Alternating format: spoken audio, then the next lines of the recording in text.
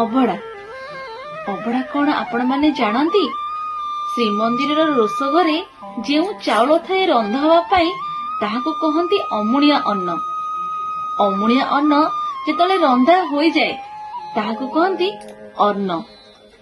ଅନ୍ନ ଯେତେବେଳେ ରୋଷଘରୁ ବାହାରି ଆସେ ତାକୁ କହନ୍ତି ଛେକ। ସେଇ ଛେକ ଯେତେବେଳେ ଭୈରବୀ ପୀଠରେ ରହେ ତାହାକୁ କହନ୍ତି ଭୋଗ। ଭୋଗ ଯେତେବେଳେ ତିନି ଠାକୁରଙ୍କୁ ଲାଗି ହୁଏ ତାହାକୁ କହନ୍ତି ନୈବେଦ୍ୟ।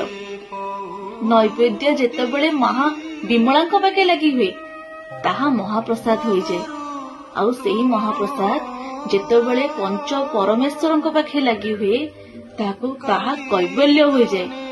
ଆଉ କୈବଲ୍ୟକୁ ଯେତେବେଳେ ଭକ୍ତମାନେ ଗ୍ରହଣ କରନ୍ତି ଖାଦ୍ୟ ରୂପରେ ଖାଇଥାନ୍ତି ତାହା ଅଭଡ଼ା ହୋଇଯାଇଥାଏ। ଅଭଡ଼ାର ପ୍ରତ୍ୟେକ ଶୁଖିଲା ଅଂଶକୁ ଆମେ କହୁ ନିର୍ମାଲ୍ୟ। ଏହା ହିଁ ହେଉଛି ଆମ ଜଗନ୍ନାଥ ସଂସ୍କୃତିର ବିଚିତ୍ରତା। ଆପଣମାନେ ଅଭଡ଼ା କଣ ଜାଣିଥିବେ ବୋଲି ମୋର ଆଶା।